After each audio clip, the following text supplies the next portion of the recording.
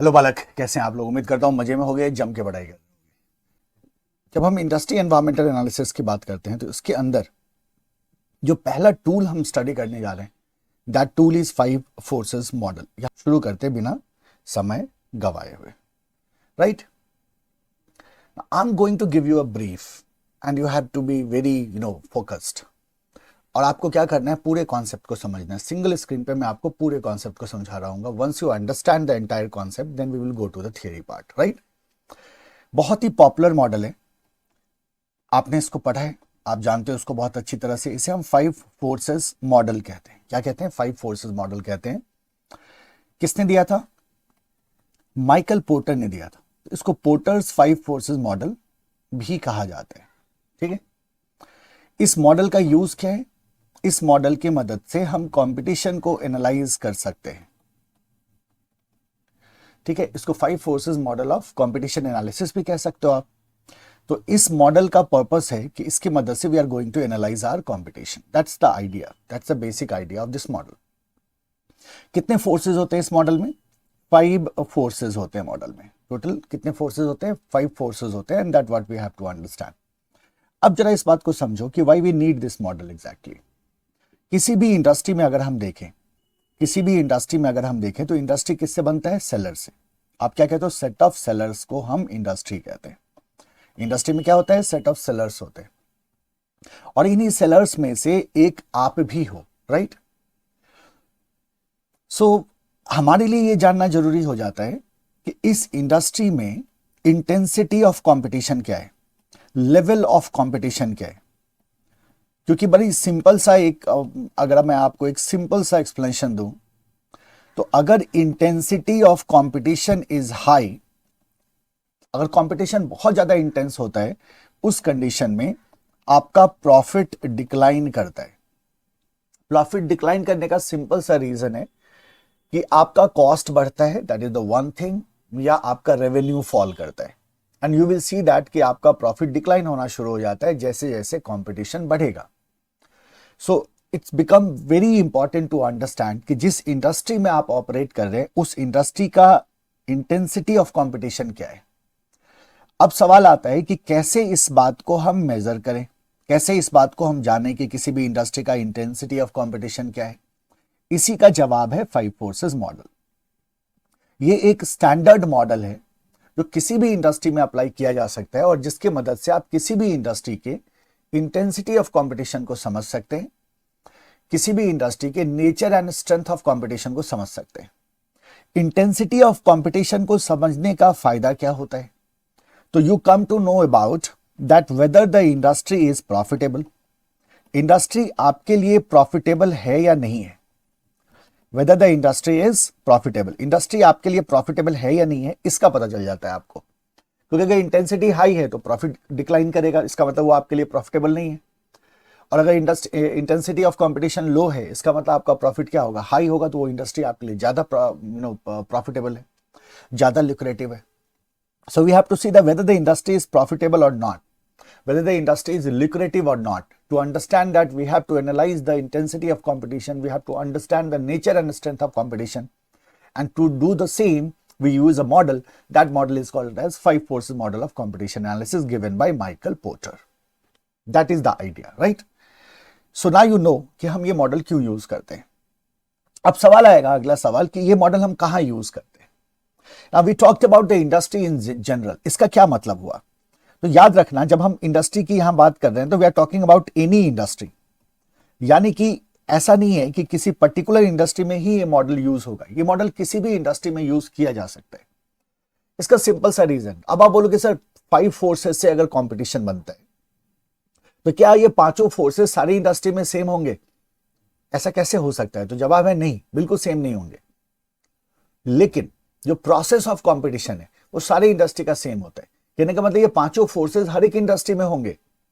अब किसी इंडस्ट्री में इनकी इंटेंसिटी ज्यादा होगी, किसी में कम होगी, that will be the difference. But ये पांचों फोर्सेस आपको हर एक इंडस्ट्री में दिखाई देगा, इसीलिए ये स्टैंडर्ड मॉडल है and this can be applied in any industry. किसी भी इंडस्ट्री में आप इसे अप्लाई कर सकते हो। रीजन हमेशा दिमाग में रखना, क्यों ऐसा हम कह रहे हैं। आप कहते हो because process is same in all industry. Process क्या होता है, सारे के सारे इंडस्ट्री में प्रोसेस सेम होता है, प्रोसेस अलग अलग नहीं होता, process is same in all industry, right? So this is your 5 forces model that what we have to study. अब अगला सवाल आता है, इन 5 फोर्सेस का क्या मतलब है, कौन कौन से फोर्सेस इसमें आते हैं? तो माइकल पोर्टर के कॉन्सेप्ट से पहले यह माना जाता था कि किसी भी इंडस्ट्री के जो सेलर्स हैं, जो फर्म्स हैं, जो कंपनीज हैं, इन कंपनीज का आपस में फाइट होता है to gain more and more market share. ये तो बड़ा ऑब्वियस है ना, आप एग्री करोगे इससे? तो हर एक कंपनी क्या चाहती है, ज्यादा से ज्यादा मार्केट शेयर कैप्चर करना चाहती है। तो to gain more and more market share they fight with each other. किस आधार पे फाइट करते हैं? प्राइस के आधार पे। They give discount to sell more and more. Advertisement marketing का इस्तेमाल करते हैं वो। एडवर्टीजमेंट मार्केटिंग के थ्रू क्या करते हैं, ज्यादा बेचने की कोशिश करते हैं, अपने प्रोडक्ट को डिफरेंशिएट करते हैं दूसरों के प्रोडक्ट से। There are lot of things we do to win over the competition. तो इसी को पहले कॉम्पिटिशन समझा जाता था।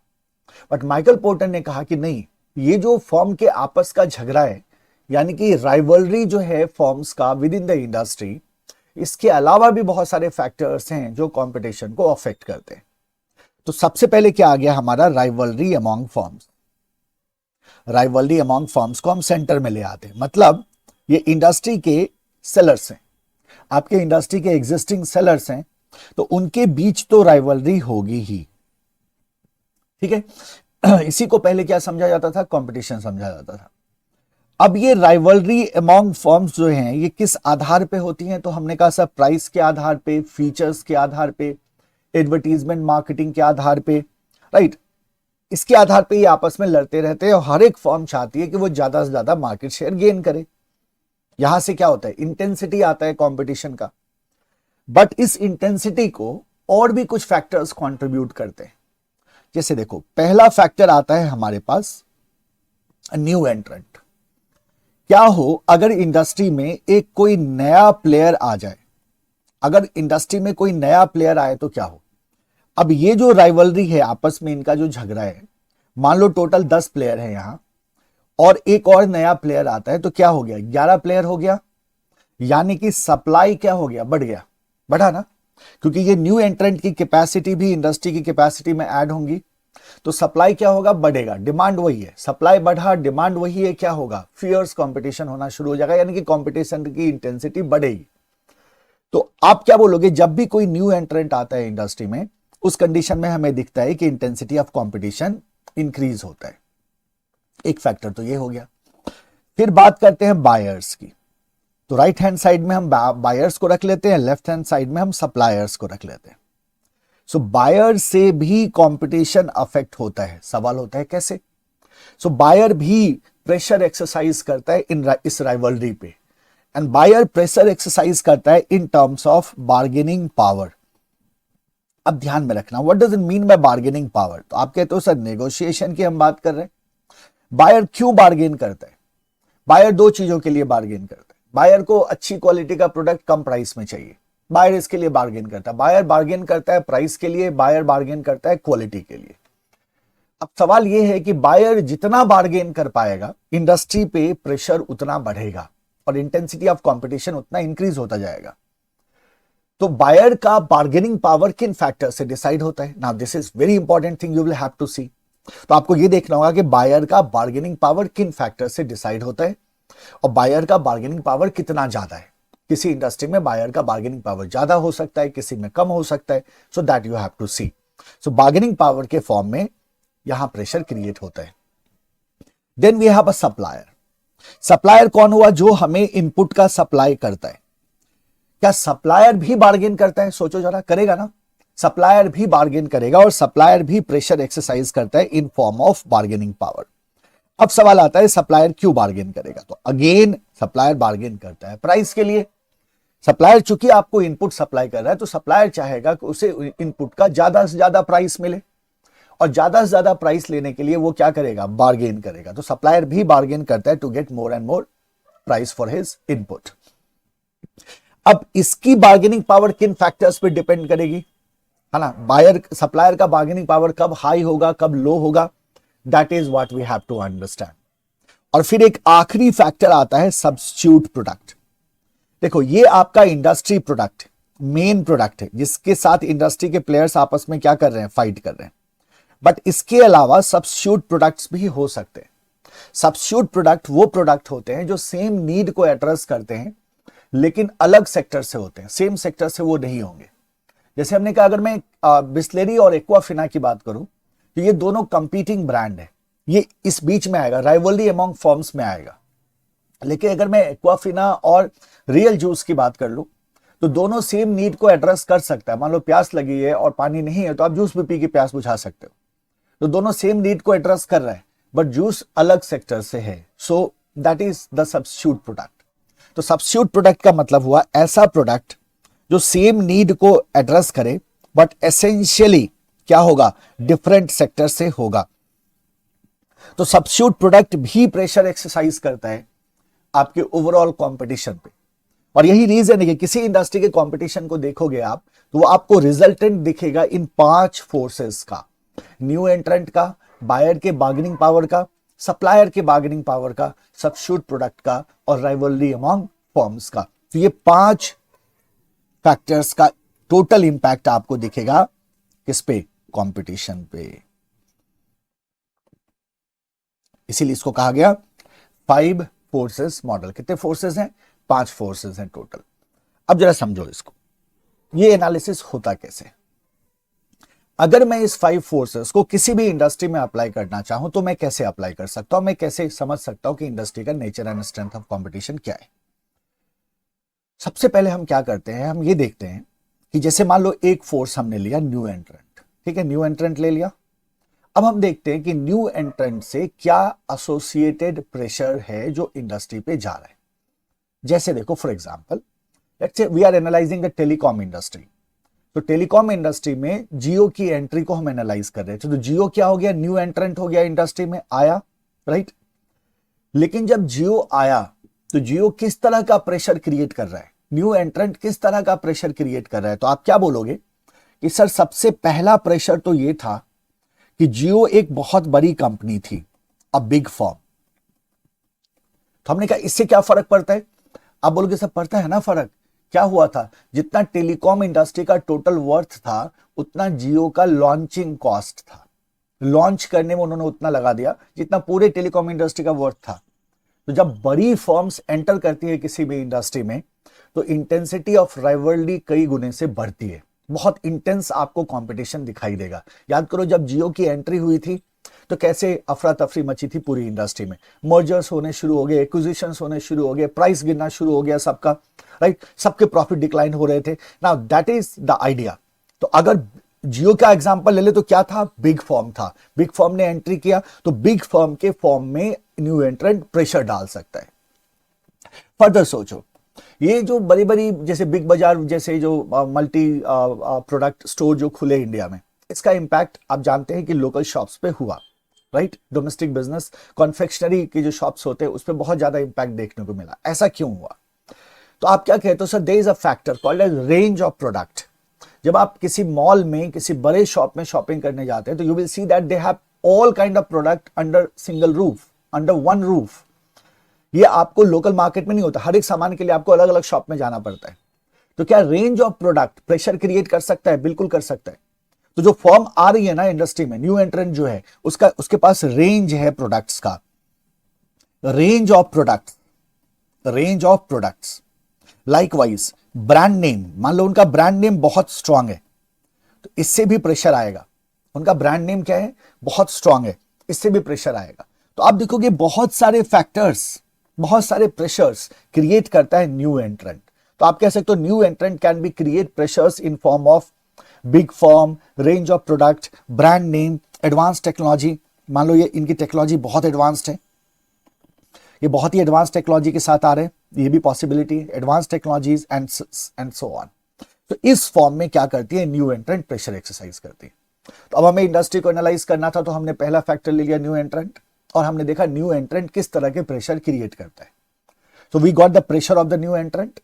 तो पहले स्टेप में हम क्या देखते हैं कि भाई जो फोर्सेस हैं वो किस तरह के प्रेशर्स को एक्सरसाइज कर रहे हैं। तो we have to identify those pressures. हमें क्या करना है, उन प्रेशर्स को आइडेंटिफाई करना है। हर एक इंडस्ट्री में ये प्रेशर अलग अलग तरह का होगा, फॉर श्योर। अब चलो दूसरा फैक्टर उठाया, बायर्स बार्गेनिंग पावर। अब हम देखते हैं कि बायर का बार्गेनिंग पावर इस पर्टिकुलर इंडस्ट्री में कैसे डिटरमिन होता है। तो इन जनरल देखो, अगर बायर के बार्गेनिंग पावर का डिटर्मिनेशन हम देखें कि हम कैसे समझेंगे कि बायर का बार्गेनिंग पावर हाई है या लो है, तो जरा सोचो, अगर बायर बिग बायर्स हो, अगर बायर्स बिग बायर्स हो, मतलब बायर बल्क में परचेज करता हो, अगर ऐसा सिचुएशन हुआ कि बायर्स आर बिग बायर्स, तो उस कंडीशन में बायर का बार्गेनिंग पावर क्या होगा, बढ़ेगा। यस और नो, बढ़ जाएगा। क्यों बढ़ेगा? क्योंकि वो बल्क में परचेज कर रहे हैं। जब वो बल्क में परचेज करते हैं तो वो प्राइस के लिए नेगोशिएट करेंगे। तो अगर buyers are big buyers, in that case buyers bargaining power is high. उसके बाद आ जाओ नंबर 2, नंबर ऑफ बायर्स। देखो, अगर बायर की संख्या कम हो और सेलर की संख्या ज्यादा हो, मतलब बेचने वाले ज्यादा हो, खरीदने वाले कम हो, तो किसके पास ज्यादा पावर है बार्गेन करने की? तो आप बोलोगे सर जिसकी संख्या कम है, यानी कि बायर क्या कर सकता है, ज्यादा बार्गेन कर सकता है। और ये सिचुएशन खास करके आपको दिखेगा B2B में, business to business. Business to business में क्या है, सेलर भी बिजनेस है और बायर भी बिजनेस है, दोनों बिजनेसेस ही। इंटरमीडिएरी प्रोडक्ट है, इंडस्ट्रियल प्रोडक्ट है। अब एक बेच रहा है, दूसरा खरीद रहा है, राइट, और दोनों की संख्या क्या है, सीमित है, दोनों बिजनेसेस है। तो उस कंडीशन में बायर क्या कर सकते हैं, ये जो बायर है ना, जो परचेजर है, ये क्या कर सकते हैं, दे कैन फॉर्म कार्टल। वो आपस में मिलके क्या कर सकते हैं, कार्टल फॉर्म कर सकते हैं। सारे बायर आपस में मिल गए और उन्होंने एक particular price for a particular quantity decide कर दिया कि इस क्वांटिटी का जो प्रोडक्ट है मैं इस प्राइस पे ही लेंगे। हम सब एक साथ हैं, हम सारे बायर एक साथ मिल गए हैं, आपको बेचना है बेचो, नहीं बेचना है मत बेचो। तो बताओ क्या होगा, इंडस्ट्री पे प्रेशर आएगा, जाहिर सी बात है। सो कार्टेल फॉर्म करता है क्या करने के लिए, प्राइस एंड क्वालिटी को डिक्टेट करने के लिए, प्राइस एंड क्वालिटी को डिक्टेट करने के लिए। ठीक है, आगे बढ़ो।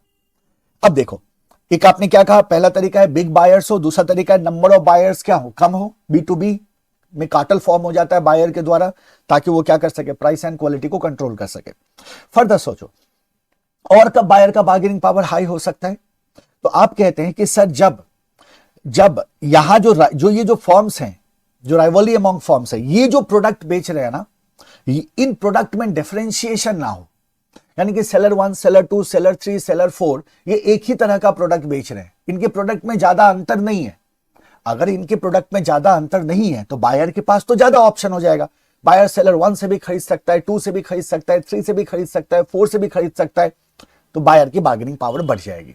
याद रखना, जब प्रोडक्ट अनडिफरेंशिएटेड होता है, जब सारे सेलर्स के प्रोडक्ट सिमिलर होते हैं, उस कंडीशन में बायर को कोई फर्क नहीं पड़ता कि वो किससे प्रोडक्ट खरीदेगा, और बायर का बार्गेनिंग पावर क्या होता है, बढ़ जाता है। यानी कि अगर प्रोडक्ट कैसा हो, अनडिफरेंशिएटेड हो, अगर अनडिफरेंशिएटेड प्रोडक्ट होगा तो बायर का बार्गेनिंग पावर बढ़ जाएगा। PDT मतलब प्रोडक्ट। अब तो आप अभी तक तो समझ गए होंगे। तो this is your bargaining power of buyer.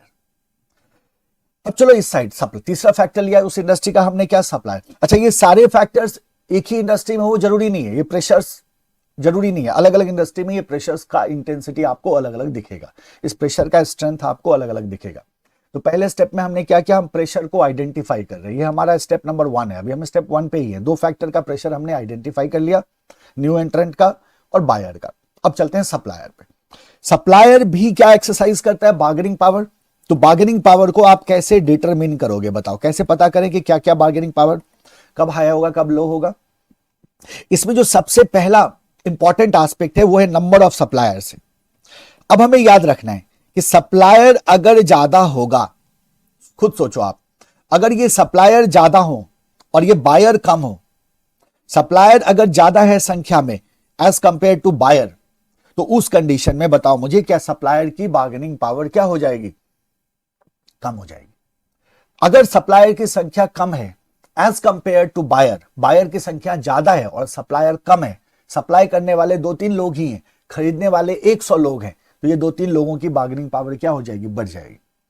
यानी कि number of supplier bargaining power of supplier का इनवर्सली प्रोपोर्शनल है। नंबर ऑफ सप्लायर जितना ज्यादा होगा, बार्गेनिंग पावर ऑफ सप्लायर उतना ही कम हो जाएगा। तो आप क्या कहते हो कि number of supplier is inversely proportional to bargaining power of supplier। Number of supplier bargaining power of supplier से क्या होता है, इनवर्सली प्रोपोर्शनल होता है। Number of supplier is inversely proportional to bargaining power of supplier. ठीक है, further सोचो और क्या हो सकता है, और क्या फैक्टर्स हो सकते हैं। तो आपने कहा कि अगर रिसोर्स स्कार्स हो, यानी कि स्कार्स रिसोर्स रेयर है, मतलब कुछ ही सप्लायर के पास वो रिसोर्स अवेलेबल है। जैसे हमने कोल इंडिया लिमिटेड का एग्जांपल ले लो। कोल इंडिया लिमिटेड क्या है, तो आप कहते हो सर 95% जो कोल माइनिंग होती है इंडिया में वो कोल इंडिया लिमिटेड के अंदर होती है। तो बोलोगे 5% कहां गया, वो 5% या 2% या 3% मान के चलो आप, इधर उधर से इलीगल माइनिंग में जाता है। बट जो बाकी के सारे रिसोर्सेस हैं सो वो किसको जाता है, वो पूरा का पूरा कोल इंडिया के अंडर में है, कोल इंडिया के कंट्रोल में है। तो कोल रिसोर्स पे एक ही कंपनी का अधिकार है, एक ही कंपनी के कंट्रोल में। तो हो गया ना स्कार्स, और वो क्या कर सकता है, वो अपने हिसाब से उसको बेच सकता है। तो प्राइस कौन सेट करेगा, आप बोलोगे सर कोल इंडिया लिमिटेड प्राइस सेट कर सकता है, राइट। सो व्हाट वी से, अगर रिसोर्स स्कार्स हो और कुछ ही सप्लायर के पास अवेलेबल हो, उन सप्लायर का पावर क्या होगा, बढ़ जाएगा। फर्दर सोचो, नो सब्स्टिट्यूट अवेलेबल, अगर सब्स्टिट्यूट अवेलेबल ना हो, यानी कि उस रिसोर्स का कोई सब्स्टिट्यूट भी नहीं है, मतलब कुछ ही सप्लायर है, उन्हीं के पास वो रिसोर्स है, लेकिन उसका सब्स्टिट्यूट भी नहीं है, तो कंपनी के पास कोई दूसरा ऑप्शन भी नहीं है कि अगर यहां से ना खरीदे तो कहीं और से सब्स्टिट्यूट में खरीद ले, वो नहीं हो पाएगा क्योंकि सब्स्टिट्यूट अवेलेबल ही नहीं है। तो सप्लायर का बार्गेनिंग पावर क्या होगा, और बढ़ेगा, राइट। इस तरह से बहुत सारे फैक्टर्स हो सकते हैं जो आपको दिखेगा कि सप्लायर के बार्गेनिंग पावर को क्या करता है, बढ़ाता है। तो ये प्रेशर हो गया किसका, सप्लायर का। तो 3 प्रेशर देखा अभी तक हमने, पहला न्यू एंट्रेंट, दूसरा बायर, तीसरा सप्लायर।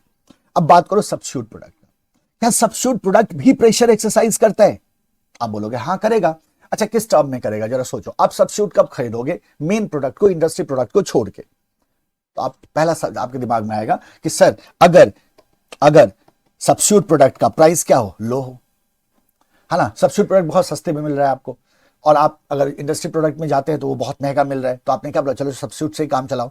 आपने क्या किया, सब्स्टिट्यूट प्रोडक्ट को खरीदा, राइट। तो क्या फैक्टर काम कर रहा है यहाँ, प्राइस। प्राइस की वजह से इनका प्रोडक्ट नहीं बिका, और किसका बिक गया, सब्स्टिट्यूट प्रोडक्ट बिक गया। तो अब पहला फैक्टर क्या हो गया, प्राइस। दूसरा सोचो अवेलेबिलिटी। मान लो जैसा हम, याद है आपको, अभी हम पानी का और जूस का एग्जांपल ले रहे थे, तो हमने कहा बिस्लरी एंड रियल जूस। तो आप किसी शॉप पे जाते हैं, आपको बहुत तेज प्यास लगी है, वो आसपास में एक ही शॉप है, आपने उससे पानी मांगा, वो कहता है पानी तो है नहीं। आपने बोला बहुत प्यास लगी है, क्या करो, तो उसने बोला कि जूस है हमारे पास, आप juice P low, real juice है। Now see what is happening. आपने कहा ठीक है एक पैकेट जूस दे दो, आपने जूस पी लिया, आपकी प्यास बुझ गई। आप क्या खरीदने गए थे, पानी, ठीक है, आप बिस्लरी खरीदने गए थे, बट क्या आपने बिस्लरी खरीदा, आप बोलते हो सर अवेलेबल ही नहीं था। और जब आपका main product, industry product available नहीं था, तो आपने किसको परचेज कर लिया, आपने सब्स्टिट्यूट प्रोडक्ट को परचेज कर लिया। यानी कि अनअवेलेबिलिटी ऑफ, या अवेलेबिलिटी कर दो ना सीधा, availability of product. Product availability से भी फर्क पड़ेगा और प्रेशर क्रिएट होगा किस पे, ओवरऑल कंपटीशन पे, right. Then there can be the matter of quality as well. Quality का भी मैटर हो सकता है, यूजफुल लाइफ हो सकता है कि सब्स्टिट्यूट प्रोडक्ट का यूजफुल लाइफ क्या हो, ज्यादा लंबा हो, एंड सो ऑन।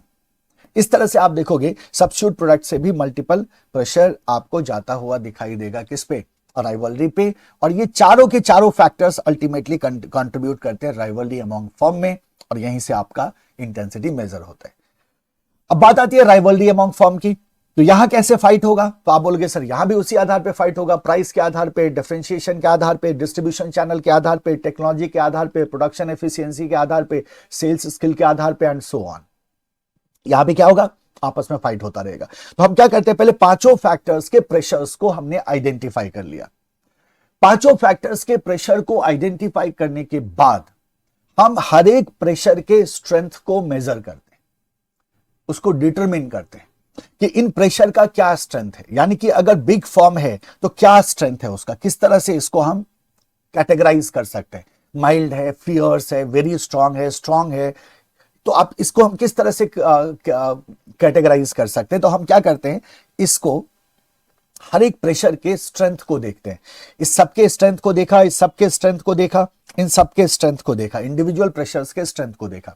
पहले स्टेप में प्रेशर को आइडेंटिफाई किया, दूसरे स्टेप में प्रेशर के स्ट्रेंथ को देखा।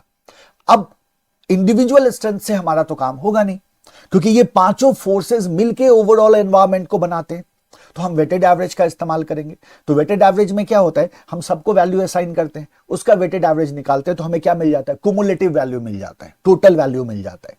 तो here we have to find the total value. So what we do कि पहले प्रेशर को आइडेंटिफाई किया, फिर प्रेशर के स्ट्रेंथ को देखा, और फिर देखते हैं कि ये जो कुमुलेटिव प्रेशर है, ये जो टोटल इफेक्ट है पांचों के पांचों फोर्सेस का, ये जो एनवायरमेंट बनाता है, ये एनवायरमेंट हमारे लिए प्रॉफिटेबल है या नहीं है। इस तरह से 5 फोर्सेस एनालिसिस हम 3 स्टेप में परफॉर्म करते हैं। Identify the pressure, determine the strength of pressure and see the cumulative pressure of all forces create a profitable environment or not. This is your 5 forces model. अब यहां कुछ चीजें हैं जो मैं अभी डिस्कस कर देता हूं, फिर हम थ्योरी पे जाएंगे। देखो क्या हो रहा है। आप कह रहे हो सर न्यू एंट्रेंट जो है ना वो बर्डन है। यस, किसके लिए? इनके लिए। अब ये जो इंडस्ट्री के फॉर्म्स हैं ये नहीं चाहेंगे कि नई एंट्री हो, क्योंकि जितना ज्यादा नई एंट्री होता है यहां का कंपटीशन उतना बढ़ेगा, इनका प्रॉफिट उतना डिक्लाइन होगा। तो अगर ये नहीं चाहते हैं कि न्यू एंट्री हो तो क्या करेंगे? आप नहीं चाहते कि कोई अनजान आदमी आपके घर के कैंपस में इन करे, आप क्या करते हो? बाउंड्री वॉल लगाते हो ना, गेट लगा देते हो ना। क्यों लगाया आपने बाउंड्री और गेट? क्योंकि आप किसी भी अनवांटेड एलिमेंट को नहीं चाहते थे कि आपके कैंपस में इन करे, राइट? सो आइडिया बड़ा सिंपल है। अब ये नहीं चाहते कि न्यू एंट्रेंट आए, तो ये क्या करेंगे? तो ये बैरियर लगाते हैं। क्या लगाते हैं? बैरियर। उसको हम कहते हैं एंट्री बैरियर। ये क्या रेज करते हैं? ये बैरियर्स रेज करते हैं and those barriers are called as entry barrier. जैसे एंट्री बैरियर्स होते हैं ना, वैसे एग्जिट बैरियर भी होता है, आगे सीखेंगे हम। तो इंडस्ट्री में एंटर करने से जो रोके उसको एंट्री बैरियर कहते हैं, और इंडस्ट्री से बाहर निकलने से जो रोके उसको एग्जिट बैरियर कहते हैं। तो ये इन फॉर्म्स को क्या रेज करना है? एंट्री बैरियर रेज करना है, ताकि ये न्यू एंट्रेंट को डिस्करेज करे। जैसे सोचो, अगर यहां जो राइवल्स हैं इनका प्रोडक्ट हाईली डिफरेंशिएटेड प्रोडक्ट है, वेरी हाई क्वालिटी प्रोडक्ट, तो उस कंडीशन में न्यू एंट्रेंट क्या हो जाता है? डिस्करेज हो जाता है। पता है क्यों? उसे पता है कि उस लेवल ऑफ डिफरेंशिएशन को अचीव करने में न्यू एंट्रेंट का बहुत ज्यादा रिसोर्स लगेगा, बहुत ज्यादा टाइम लगेगा, इतने टाइम तक वो सर्वाइव ही नहीं कर पाएगा। तो वो क्या कहता है? नहीं, इस इंडस्ट्री में जाना सेफ नहीं है। या सोचो, ये जो राइवलरी है, ये जो फॉर्म्स है, यहां ये they are enjoying the economies of scale, और आप जानते हैं इकोनॉमीज ऑफ स्केल का मतलब हुआ per unit cost will be low. तो लो कॉस्ट पर यूनिट है इनका, तो ऐसे सिचुएशन में न्यू एंट्रेंट सोचता है उस इकोनॉमीज ऑफ स्केल को अचीव करने में तो मुझे सालों लग जाएंगे, तब तक मैं सर्वाइव कैसे करूंगा? और न्यू एंट्रेंट क्या होता है? डिस्करेज होता है to enter into the industry. So there are certain entry barriers the firm में रेज, जिससे वो न्यू एंट्रेंट को क्या कर सके? डिस्करेज कर सके। ठीक है। लाइकवाइज, क्या फर्म चाहेगी कि बायर अपने बार्गेनिंग पावर का इस्तेमाल करे? तो आप बोलोगे नहीं। क्यों नहीं चाहेगी फर्म? क्योंकि बायर जितना ज्यादा बार्गेनिंग पावर का इस्तेमाल करेगा, राइवलरी उतनी ही ज्यादा बढ़ती जाएगी, और एज अ रिजल्ट प्रॉफिट उतना ही ज्यादा डिक्लाइन होगा।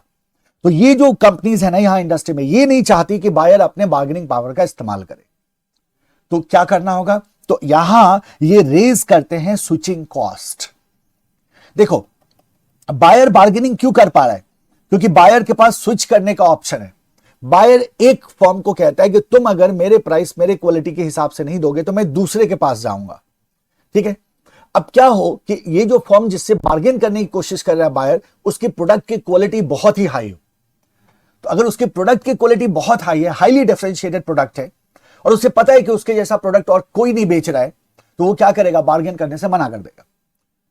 अब बायर के पास क्या दूसरा ऑप्शन है? क्या नहीं। और अगर बायर इस ऑप्शन को छोड़ के दूसरे ऑप्शन पे जाता है तो वो बायर के लिए कुछ ना कुछ कॉस्ट क्रिएट कर देगा, वो कुछ ना कुछ कॉस्ट क्रिएट करेगा। इसी को कहते हैं स्विचिंग कॉस्ट। अब याद रखना, बायर को एक ब्रांड से दूसरे ब्रांड में स्विच करने में जितना ज्यादा कॉस्ट आएगा, राइट, वो दोनों तरह का कॉस्ट होता है, मॉनेटरी भी हो सकता है, नॉन मॉनेटरी भी हो सकता है।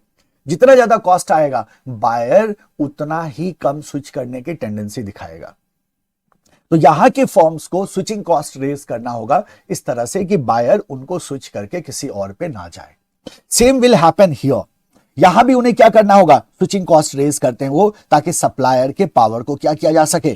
कंट्रोल में रखा जा सके। यहां भी क्या होगा? यहां भी स्विचिंग कॉस्ट काम करेगा। और same will happen in the case of what? Substitute product. इस तरह से ये एलिमेंट्स को कंट्रोल करने की कोशिश करता है यहाँ का फर्म, ताकि इंटेंसिटी ऑफ कंपटीशन को मेंटेन करके रखा जा सके। This is your 5 forces model, this all about your concept, right. चलो let's go to the theory part. देखिए इसे क्या कह रहे हैं, every business operates in competitive environment. तो competition is not bad luck, है ना। अगर एक बार क्वेश्चन आया था एग्जाम में, बहुत पहले आया था कि कंपटीशन इज बैड लक, आप बोलोगे नहीं नहीं नहीं बिल्कुल नहीं, कंपटीशन बैड लक नहीं। आप ये नहीं कह सकते अरे मैं तो कंपटीशन में फंस गया वरना मैं तो इसी अटेम्प्ट में सीए बन जाता। नहीं, आप ऐसा नहीं कह सकते, क्योंकि ये तो ऑब्वियस है, ये तो होगा ही होगा। अब 10-12% का रिजल्ट आता है, 10 to 12% का रिजल्ट आता है, 100 में से 12 बच्चे पास करते हैं, इसी में आपका सीट है भाई, इसी में ढूंढो, इसी में से आपको एक सीट पकड़ना होगा। आप ये नहीं कह सकते कि इस बार का कंपटीशन थोड़ा टफ था, है ना, इसीलिए बैड लक हो गया मेरा। आप ऐसा नहीं कह सकते, because it is not bad luck. Competition is never a bad luck, है ना। It's a normal process, it's a natural process. आप कहीं भी जाओगे you will find that you will have to face what, competition. So every business operate in the competitive environment. Competition is never a bad luck. Competition is never bad luck. Competition कभी भी bad luck नहीं होता, है ना। इसके फायदे भी हैं, इसका नुकसान है तो इसके फायदे भी। Porter's 5 forces analysis is a simple but efficient way for determining the key sources of competition in business or industry. Understanding the variables that affect industry help to adapt strategy, boost profitability and stay ahead of the competition. अगर आप उन variables को समझ पाते हो ना, जो competition को डिसाइड करते हैं, तो जाहिर सी बात है आप अपनी स्ट्रेटजी को अकॉर्डिंगली अडाप्ट कर सकते हैं, प्रॉफिटेबिलिटी को बूस्ट कर सकते हैं, and you can beat your competition by staying ahead. Strategist में use a strong position to organisational advantage और reinforce a weak one to avoid making mistakes in the future. इन सब का कोई मतलब नहीं है, बस एक पहला वाला पॉइंट आपके लिए बड़ा सही था। आपको क्या याद रखना है, competition is never a bad luck. बाकी जनरल बातें हैं, उस पर ज्यादा ध्यान देने की जरूरत नहीं है, सीधा यहां आ जाओ। द मॉडल होल्ड्स, कौन सा model, 5 forces model. Sir 5 forces model ही पढ़ रहे हैं ना। The model holds that the state of competition in an industry is a composite of competitive pressure operating in 5 areas. तो किसी भी इंडस्ट्री का स्टेट ऑफ कंपटीशन अगर आप देखोगे तो वो किससे मिलकर बना होता है, competitive pressure from 5 areas in the overall market. वो 5 एरियाज कौन कौन से हैं, तो आप कहते हो पहला competitive pressure associated with rivalry among the sellers in the industry. दूसरा competitive pressure associated with new entrant.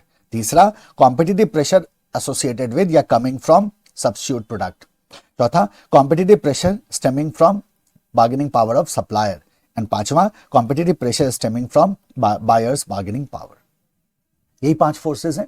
तो क्या बोला हमने, new entrant, bargaining power of buyer, bargaining power of supplier, substitute product and rivalry among firm. This is it. Let's come to this question. क्या कह रहे हैं कि कितने स्टेप में ये एनालिसिस हम कर सकते हैं। क्या सीखा था हमने, 3 स्टेप में ये एनालिसिस कर सकते हैं। Strategist can use the 5 forces model to determine what competition is like in a given industry by undertaking the following steps. Step number 1 देखो, identify the specific competitive pressure. सबसे पहले हमने क्या कहा था, जो competitive pressure है ना associated with each of the 5 forces, तो पांचों forces से associated pressures को हम क्या करते हैं, identify करते हैं। तो पहले हमने क्या कहा, identify pressure. Second, evaluate how strong the pressure comprising each of the 5 forces are. फिर हम देखते हैं ये पांचों forces का जो pressure है वो उसको हम कैसे देख सकते हैं, फियर्स है, स्ट्रांग है, मॉडरेट है, नॉर्मल है या वीक है, right. And then step number 3 में we see determine whether the collective strength of the competitive forces is conducive to earning attractive profit. तो इनका जो कलेक्टिव स्ट्रेंथ है वो हमारे लिए प्रॉफिटेबल एनवायरमेंट क्रिएट कर रहा है या नहीं कर रहा है, राइट। तो ये 3 स्टेप में we can do the analysis, ठीक है। वो मैं फिर से बोल देता हूं आपको। क्या कहा हमने कि सबसे पहले क्या करना है, डेटा आइडेंटिफाई करना है different pressure associated with each force, फिर उसके स्ट्रेंथ को डिटरमिन करना है। And once we have determine the strength, फिर हमें कुमुलेटिव स्ट्रेंथ, कलेक्टिव स्ट्रेंथ देखना है। कलेक्टिव स्ट्रेंथ एक प्रॉफिटेबल एनवायरनमेंट को क्रिएट कर रहा है या नहीं कर रहा है। 3 स्टेप्स में हम क्या कर सकते हैं, 5 फोर्सेस एनालिसिस को परफॉर्म कर सकते हैं, राइट। ये आपके पांचों फोर्सेस हो गए, threat of new entrant, bargaining power of buyer, bargaining power of supplier, threat of substitute product and rivalry among firms. ये पांचों फोर्सेस से मिलकर क्या बनता है, 5 forces model. Now we have to see each of the force. बड़ा interesting topic है और ब्रेक थ्रू था। ब्रेक थ्रू मतलब एक शानदार कॉन्सेप्ट था जो पोर्टर साहब ने दिया था, जिसके बाद से कंपटीशन का को देखने का नजरिया ही लोगों का बदल गया। इससे पहले लोग कंपटीशन को ऐसे नहीं देखते थे, सीधा राइवलरी को देखते थे, कंपटीशन है। बट इस मॉडल के आने के बाद काफी कुछ क्या हुआ, कंपटीशन के फील्ड में चेंज हो गया, है ना। चलो नंबर 1, सबसे पहले हमें देखना है न्यू एंट्रेंट को। अगर न्यू एंट्रेंट की बात करें हम, तो इसका मतलब जो नई एंट्री हो रही है इंडस्ट्री में, उसको हम क्या कह रहे हैं, न्यू एंट्रेंट कह रहे हैं, है ना। अब न्यू एंट्रेंट के बारे में क्या कहते हैं, हम कहते हैं bigger the new एंट्रेंट bigger is the threat. जितना बड़ा होगा न्यू एंट्रेंट, थ्रेट उतना ज्यादा होगा। जितना ज्यादा ब्रांड वैल्यू होगा थ्रेट न्यू एंट्रेंट का, उतना ही ज्यादा थ्रेट क्रिएट करेगा ये। जितना ज्यादा एडवांस टेक्नोलॉजी होगा न्यू एंट्रेंट का, उतना ही ज्यादा थ्रेट क्रिएट करेगा ये। यानी कि न्यू एंट्रेंट कई तरह के प्रेशर्स लेके आता है इंडस्ट्री में, और इंडस्ट्री के प्लेयर्स का काम है न्यू एंट्रेंट को क्या करना, डिस्करेज करना। ये दो एस्पेक्ट हैं जो हमें पढ़ना है। हमें एंट्री बैरियर को भी समझना है और न्यू एंट्रेंट के प्रेशर को भी समझना है, दोनों चीजों को देखना है, ठीक है। New entrants can reduce industry profitability. New एंट्रेंट आपके इंडस्ट्री के प्रॉफिटेबिलिटी को रिड्यूस कर सकता है। क्यों कर सकता है, क्योंकि ये ऐड कर देता है कैपेसिटी को। जब न्यू एंट्रेंट आता है तो न्यू फैसिलिटीज ऐड हो जाती हैं इंडस्ट्री में, जिसकी वजह से सप्लाई बढ़ता है। प्लस जो न्यू एंट्रेंट आया है वो जाहिर सी बात है दूसरे फर्म्स के मार्केट शेयर को भी कैप्चर करना चाहेगा। तो जो एडवर्टीजमेंट मार्केटिंग कॉस्ट है ना, वो भी देखोगे आप eventually will increase. So it can reduce the industry profitability because they add new production capacity। वो क्या करते हैं, न्यू प्रोडक्शन कैपेसिटी ऐड कर देता है न्यू एंट्रेंट। क्या करता है, न्यू प्रोडक्शन कैपेसिटी ऐड कर देता है new entrant, leading to in increase of supply of the product even at a lower price. जाहिर सी बात है दे हैव टू सेल, है ना, उन्हें तो बेचना ही होगा ना टू सर्वाइव। तो वो प्राइस से भी कॉम्प्रोमाइज करते हैं। Even at lower price they would like to sell more because supply बढ़ गया, right, and can substantially erode existing firms market share position। जाहिर सी बात है जो एग्जिस्टिंग फर्म है उनके मार्केट शेयर को वो कैप्चर करने की कोशिश करेगा। तो न्यू एंट्रेंट क्या करता है, प्रोडक्शन कैपेसिटी ऐड कर देता है, जिसकी वजह से सप्लाई बढ़ता है, प्राइस फॉल होता हुआ दिखाई देता है, मार्केटिंग एडवर्टीजमेंट कॉस्ट बढ़ने लगता है कंपनीज का, और दूसरे कंपनीज के भी मार्केट शेयर पोजीशंस में इफेक्ट देखने को मिलता है when it comes to a new entrant. New entrant are always a powerful source of competition. The new capacity and product range they bring in throw up new competitive pressure। तो देखो कहां से pressure आ रहा है, तो कहां से pressure आ रहा है, न्यू कैपेसिटी से। कहां से प्रेशर आ रहा है, प्रोडक्ट रेंज से। कहा था ना रेंज ऑफ प्रोडक्ट, तो न्यू कैपेसिटी से प्रेशर आ रहा है। कहां से प्रेशर आ रहा है, प्रोडक्ट रेंज से प्रेशर आ रहा है। Bigger the new एंट्रेंट the more severe is the competitive effect. कहां से प्रेशर आ रहा है, बिग फॉर्म से प्रेशर आ रहा है। सो न्यू कैपेसिटी या प्रोडक्ट रेंज या big form. New एंट्रेंट also place a limit on prices and affect the profitability of existing players, right, because new players are usually are ready to sell at lower prices. तो क्या करते हैं, limit लगा देते हैं prices पे, जहां existing firm ज्यादा प्राइसेस चार्ज ही नहीं कर पाते, जिसकी वजह से एग्जिस्टिंग फर्म्स का प्रॉफिटेबिलिटी अफेक्ट होता है। A firm's profitability tends to be higher when other firms are blocked from entering the industry। अगर न्यू एंट्रेंट ना आए तो जो फर्म्स हैं उनकी प्रॉफिटेबिलिटी हाई रहती है, लेकिन न्यू एंट्रेंट के आने से न्यू कैपेसिटी ऐड होता है, रेंज ऑफ प्रोडक्ट आ सकता है, न्यू एंट्रेंट का ब्रांड बहुत स्ट्रांग हो सकता है, न्यू एंट्रेंट बिग कंपनीज हो सकती है, न्यू एंट्रेंट प्राइसेस पे लिमिट लगा देती हैं। एज अ रिजल्ट इंडस्ट्री का प्रॉफिटेबिलिटी गिरता है, जो एग्जिस्टिंग प्लेयर हैं उनकी प्रॉफिटेबिलिटी गिरेगी। To discourage new entrant, existing firm can try to raise entry barriers। अब कैसे रोका जाए न्यू एंट्रेंट को, तो हमने कहा सर तरीका है बैरियर्स टू एंट्री। और ये किसको रेज करना होगा, वो आपको एग्जिस्टिंग फर्म्स को रेज करना होगा ताकि न्यू एंट्रेंट इंडस्ट्री में ना आए। So we have to see the barriers to entry, ठीक है। अच्छा, अब इस बात को समझो, ये आपका एक इंडिविजुअल क्वेश्चन है ना, they can ask new एंट्रेंट in any way. वो केस स्टडी में पूछ सकते हैं, है ना, वो आपको प्लेन क्वेश्चन में पूछ सकते हैं। और आपको बस ये 4-5 जो प्रेशर्स हमने डिस्कस किया था ना, उसको याद रखना है। न्यू कैपेसिटी एक प्रेशर हो गया, प्रोडक्ट रेंज एक प्रेशर हो गया, बिगर फॉर्म प्रेशर हो गया, ब्रांड प्रेशर हो गया, एडवांस टेक्नोलॉजी प्रेशर हो गया, ठीक है। और आपको इंप्लीकेशन याद रखना है कि न्यू एंट्रेंट के आने से होगा क्या। तो आप बोलोगे सर न्यू एंट्रेंट के आने से प्रोडक्शन कैपेसिटी नहीं, प्रोडक्शन कैपेसिटी ऐड होगी जिससे सप्लाई बढ़ेगा। सप्लाई बढ़ेगा, न्यू एंट्रेंट बेचना चाहेगा तो इवन लोअर प्राइस पे भी वो बेचेगा, लिमिट लगा देता है प्राइस पे। जो एग्जिस्टिंग फर्म है अब वो प्राइस नहीं बढ़ा सकते, राइट, क्योंकि कैपेसिटी बढ़ गई। सप्लाई बढ़ा तो आप प्राइस थोड़ी बढ़ा पाओगे। तो आपका प्राइस पे क्या लग जाता है, एक लिमिट लग जाता है, जिसकी वजह से एग्जिस्टिंग प्लेयर का भी प्रॉफिट गिरना शुरू हो जाता है। साथ ही साथ जो न्यू एंट्रेंट है उसको मार्केट शेयर चाहिए, तो एग्जिस्टिंग फर्म के भी मार्केट शेयर को ब्रेक करने की कोशिश करेगा, may be through price, may be through advertisement, right. So overall cost आपको इंडस्ट्री का बढ़ता हुआ दिखाई देगा और प्रॉफिट क्या होगा, डाउन होता हुआ दिखाई देगा जब न्यू एंट्रेंट आता है। तो दूसरा एस्पेक्ट है, तो एग्जिस्टिंग फर्म चाहेगा कि न्यू एंट्रेंट ना आए, उसको रोके, उसको डिस्करेज करें, तो उसको डिस्करेज करने के लिए वो बैरियर्स टू एंट्री को क्रिएट करेगा। सो ये एक आपका इंडिविजुअल क्वेश्चन है, ठीक है, और ये आपका इंडिविजुअल क्वेश्चन है। They can ask barrier to entry as an independent question as well, right. So हम कहां जा रहे हैं, अब बैरियर्स टू एंट्री पे जा रहे हैं। देखो, there are certain barriers that what we have to understand. देखो, पहला, barriers to entry represent economic forces और hurdles that slow down, impede entry by the other firms. Common barriers are, मतलब क्या करता है, impede करता है, रोकता है, डिस्करेज करता है, स्लो डाउन कर देता है एंट्री को, ये बैरियर्स। अब ये बैरियर्स क्या क्या है जरा देखो। सबसे पहला बैरियर है आपका कैपिटल रिक्वायरमेंट्स, ठीक है, एक एक करके समझो। कैपिटल रिक्वायरमेंट का मतलब क्या हुआ, capital required to enter the industry, ठीक है। लेट्स से आपको उस बिजनेस को स्टार्ट करने में 2-3 हजार करोड़ का इन्वेस्टमेंट जा रहा है, तो अब यहां पता है प्रॉब्लम क्या आती है, अगर कोई इंडस्ट्री कैपिटल इंटेंसिव इंडस्ट्री है जहां एंटर करने के लिए बहुत ज्यादा पैसा लगाना पड़ रहा है, तो बहुत सारी कंपनी तो ऐसे ही छट जाती हैं जिनके पास इतने पैसे नहीं होते। अब जिसके पास 2000 करोड़ होगा वही एंटर करेगा ना उस इंडस्ट्री में, तो लिमिटेड नंबर ऑफ प्लेयर्स रह जाते हैं इंडस्ट्री में, बहुत कम प्लेयर्स रह जाते हैं जो क्या करते हैं, वहां ऑपरेट करते हैं, राइट। सो तो क्या आइडिया है, तो आपके तो सबसे पहला आइडिया है कैपिटल रिक्वायरमेंट्स। जैसे मान लो आफ्टर क्वालिफाइंग चार्टर्ड अकाउंटेंसी, आपके पास मैं 2 विकल्प देता हूं, आप क्या करो, एक सीए फर्म आपको स्टार्ट करना हो या आपको एक एयरलाइंस बिजनेस स्टार्ट करना हो, है ना। दोनों में क्या फर्क है, आप बोलोगे sir chartered accountancy firm start करने में क्या जाता है, सच बताऊं कुछ नहीं जाता। क्या है, 2-3 लाख का खर्चा है मुश्किल से, एक ऑफिस लो, थोड़े बहुत बेंच डेस्क डालो, कंप्यूटर्स लगाओ, 1-2 आर्टिकल रख लो, काम शुरू, राइट। आपको बहुत ज्यादा आपको स्पेंड करनी है इसमें, ऐसा नहीं है कि आपको 10 करोड़ रुपए लगाना होगा फिर जाके आपका सीए फर्म स्टार्ट होगा, ऐसा बिल्कुल भी नहीं है। कुछ रुपए लगा के आप शुरू कर सकते हैं, anybody can start, right.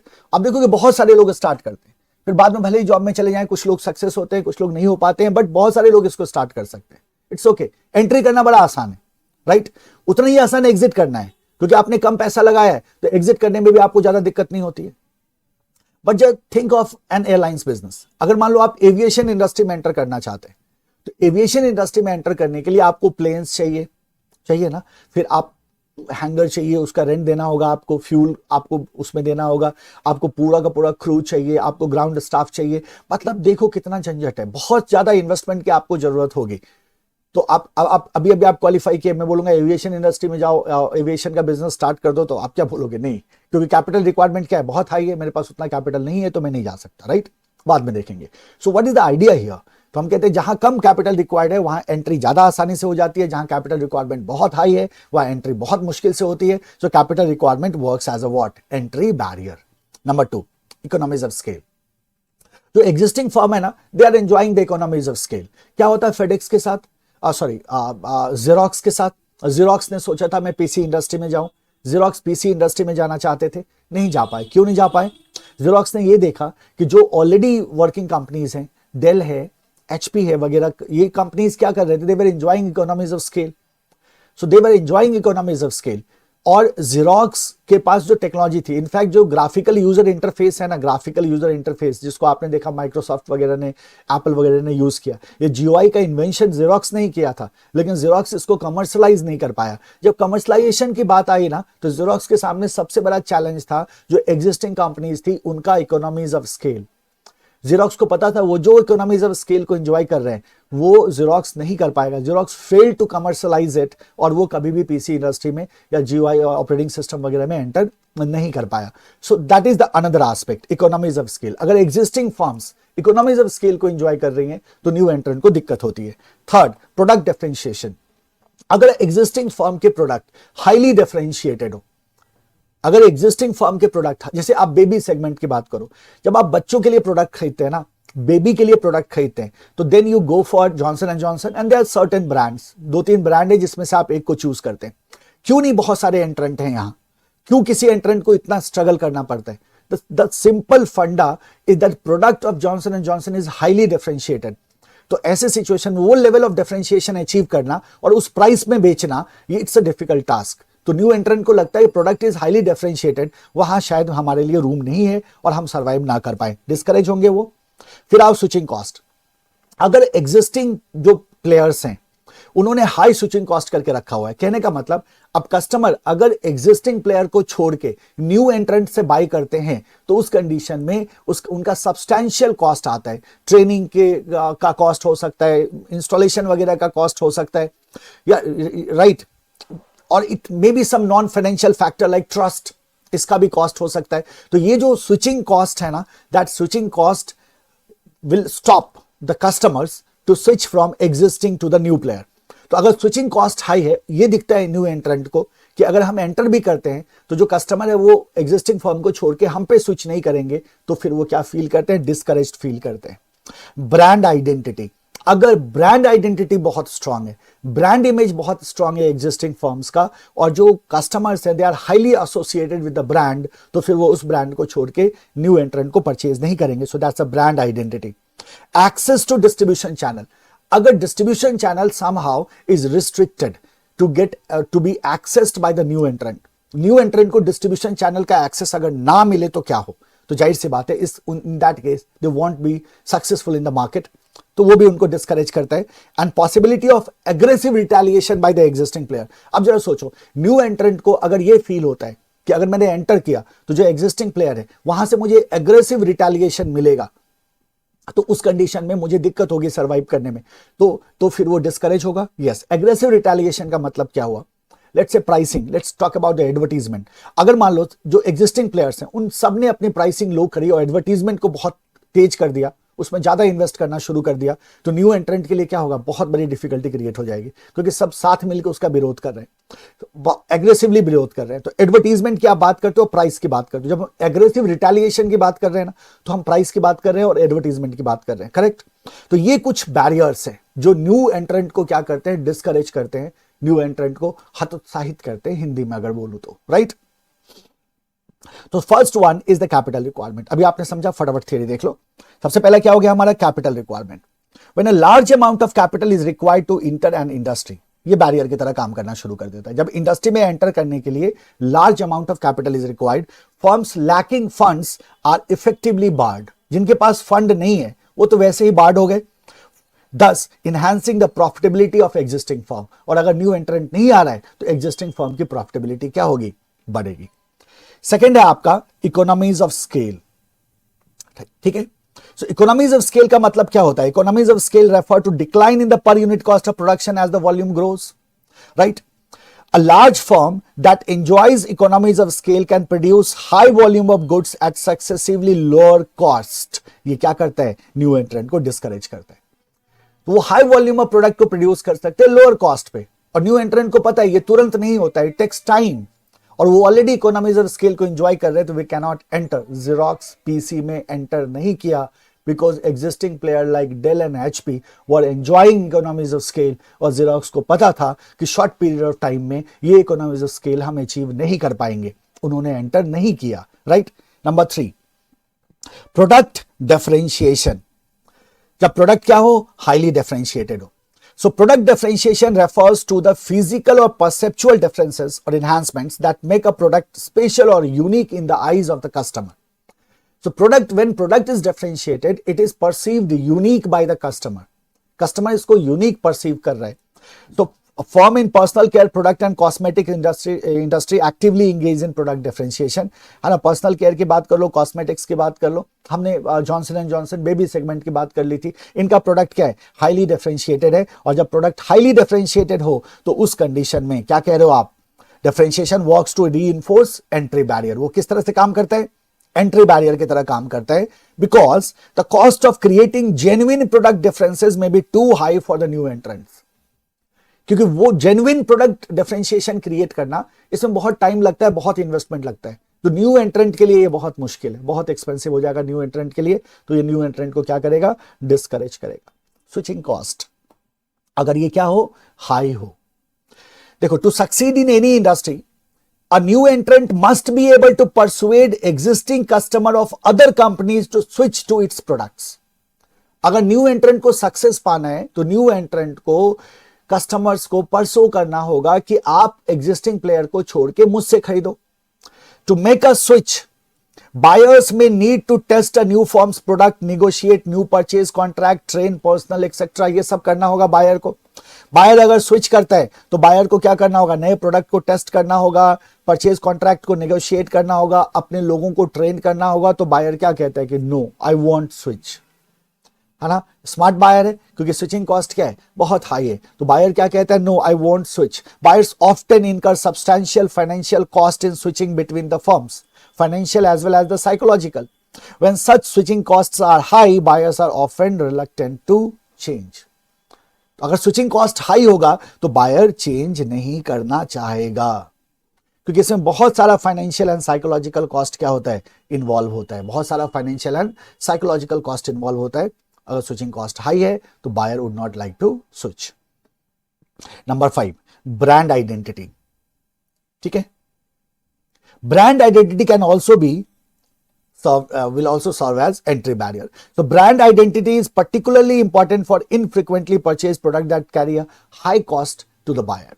Brand identity पता है खास करके इंपॉर्टेंट हो जाता है ऐसे प्रोडक्ट में जो एक्सपेंसिव हो, कभी कभार आप परचेज कर रहे हो, बहुत पैसा उसमें आपका लग रहा हो, है ना, हाई कॉस्ट है बायर के लिए उसका। जैसे आप कार खरीद रहे हो, है ना, तो वहां ब्रांड आइडेंटिटी क्या हो जाता है, बहुत इंपॉर्टेंट हो जाता है। न्यू एंट्रेंट्स हो तो आप वैसे भी नहीं खरीदोगे। कोई नई कंपनी लॉन्च हुई है उसे आप खरीदोगे कार, नहीं। आप कहाँ जाते हैं, आप एस्टैब्लिश्ड ब्रांड पे जाते हैं, जिन ब्रांड के साथ आप आइडेंटिफाई कर पा रहे हैं, जो ब्रांड आपके दिमाग में जिसका एक इमेज है।